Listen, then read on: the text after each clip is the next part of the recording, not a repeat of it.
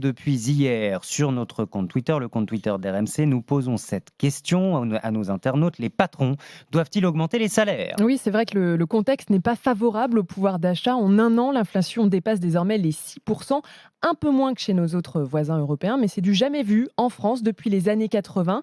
Les augmentations de salaire, elles, ne vont pas aussi vite que l'inflation. Selon une étude WTW, la hausse des salaires est de 3,3% cette année contre 6% d'inflation, je le rappelle. C'est donc moitié moins et ça ne compense donc pas la perte de pouvoir d'achat. Depuis plusieurs semaines, les appels lancés aux patrons se multiplient. Bruno Le Maire, le ministre de l'économie, c'était fin juillet. Toutes les entreprises qui le peuvent doivent augmenter les salaires. Je le dis depuis plusieurs semaines, beaucoup d'entre elles l'ont fait au printemps dernier, beaucoup d'entre elles s'apprêtent à le faire à nouveau à la rentrée, c'est nécessaire.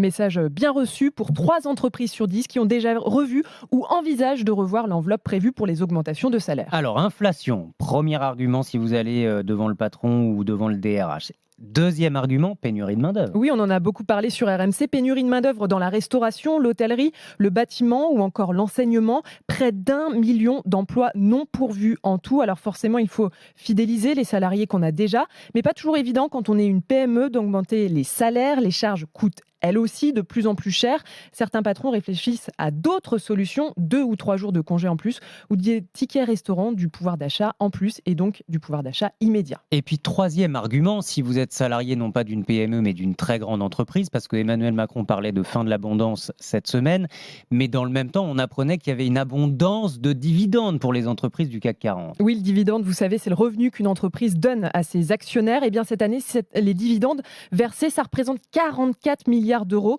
un record parmi les entreprises les plus généreuses. On retrouve 4 françaises, BNP Paribas, Sanofi, AXA et le groupe de luxe LVMH. On imagine que ça va donner des arguments aux syndicats à la rentrée pour renégocier des hausses de salaire. Nos auditeurs, nos internautes, qu'est-ce qu'ils nous disent ? Est-ce que les patrons doivent augmenter les salaires ? Eh bien, ça ne va sans doute pas vous surprendre. Ils ont répondu oui à 88%. C'est donc quasi une unanimité des votes, mais pas des commentaires, car ça a beaucoup débattu sur Twitter. Il y a par exemple Christian qui souligne que c'est impossible. 9 entreprises sur 10 sont des TPE-PME en France. Les patrons n'ont donc pas les moyens de le faire. Fred ajoute que ce ne sera possible que si les charges des entreprises baissent. Même avis pour Cédric, mais un autre internaute leur répond que ce n'est pas la solution. Moins de charges pour les entreprises, c'est moins de cotisations pour les retraites et la santé. Merci beaucoup Margot Bourdin.